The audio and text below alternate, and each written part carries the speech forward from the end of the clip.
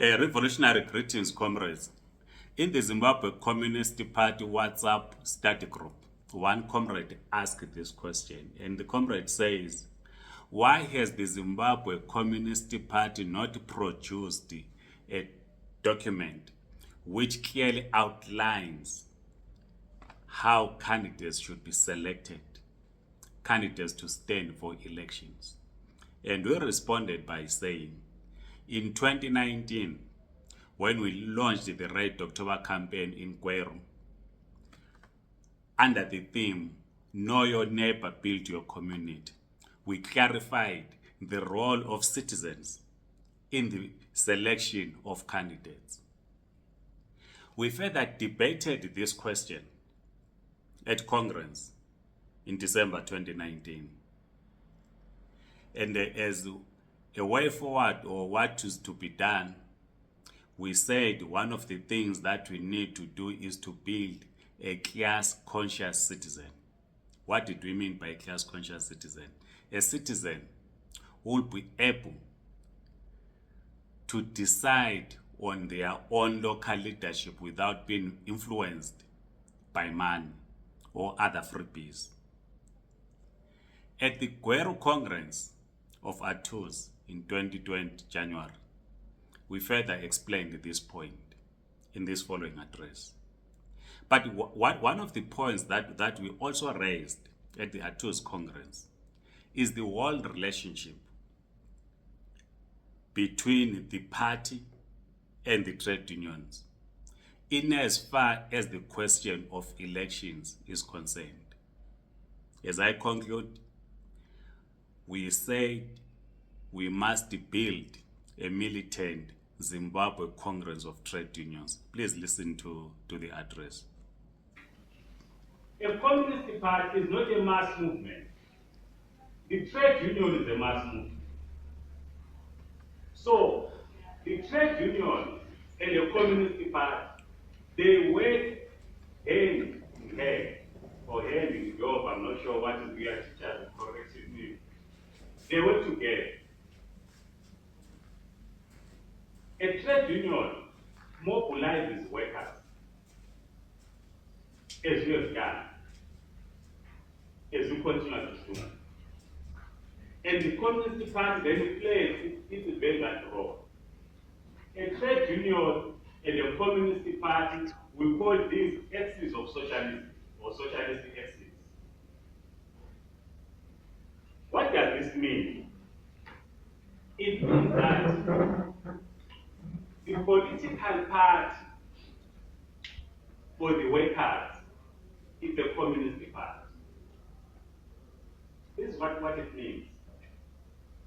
There is not any other party of the workers other than the Communist Party. Our Congress then discusses the issue of 2023 elections. And we resolve, and they will say, as the Communist Party, we cannot resolve on our own on the question of elections without the workers, without the unions. We can't. A Communist Party cannot pronounce that it is going to contest or not to contest an election without consulting the unions or the workers themselves, who constitute the mass. It cannot do so. What it means, what we did in December, was to position the vendor, to capacitate it, so that it can engage and assist in the building of the trade unions. At an appropriate time, the workers and the party will have to make two choices. Is to either to say the Zimbabwe Communist Party and trade unions must support the already existing mass movement on the electoral question. There's nothing wrong with that. For example, the South African Communist Party is in alliance with the African National Congress.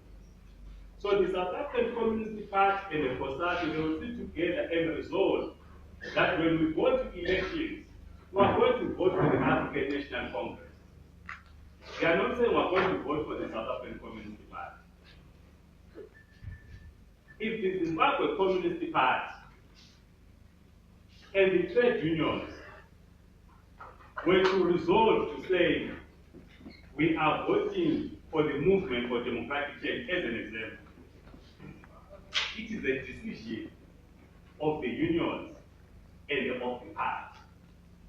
So we should not view as workers a communist party is just an additional party in the electoral field. No. It is a party that advances or vanguards the working class and the peasants. So, as we complete the liberation of Zimbabwe, we say, what is key? We must build unity in the trade unions. We cannot afford to have attitudes when it takes to the street, other unions are not there. When other unions take to the streets, attitudes is not there. We must build a militant federation. Attitudes must decide, because in our view, as the Zimbabwe Communist Party, as I said, and sent by the Central Committee, is that we must build the Zimbabwe Congress of Trade Unions as a militant federation. But if Attitudes and other unions then have another view, we have to sit down and listen. But the mandate we have is that we build the Zimbabwe Congress of Trade Unions as a militant federation. Yes, we have challenges. There are always challenges, Congress. There are some leaders, as I've already said, who might be leaders in the Zimbabwe Congress of Trade Unions, who are already eyeing parliamentary seats in 2020 currently. And they want to use the ZCTU to attain that.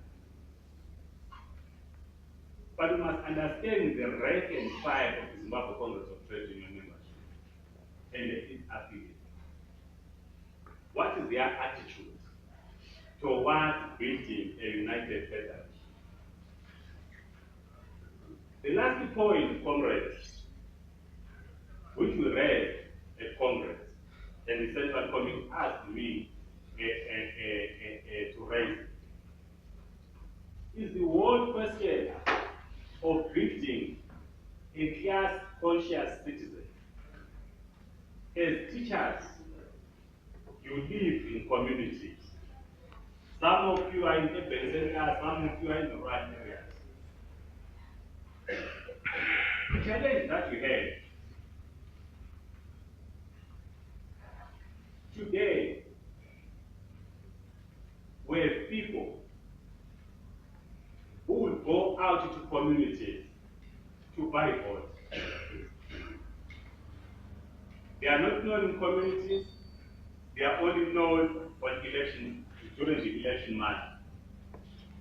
They buy votes either to be members of parliament, to be councillors, for a simple reason that they want to go and vote.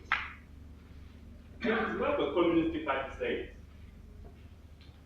When we talk of building a class-conscious citizen in completing the liberation of Zimbabwe, the people themselves at community level must have the power to decide on who should be the councillor, who should be the MP, who should be the president. Why do I have to fork out thousands of US dollars for campaigning if my community loves me? If my ward says, Mabena wants you as a councillor, I will say to my ward, no thanks, but I have no resources. My ward will say, no, we're doing the campaign for you because we want you to go our council. Congress Jobs Tyler will know He was laughing at me when we met in Harare in 2013. We went to donate some blankets and some cleaning in 2013 when I was campaigning to the member of parliament. And the Finnish refused to accept those blankets. Now, on reflection, is to say, if a community says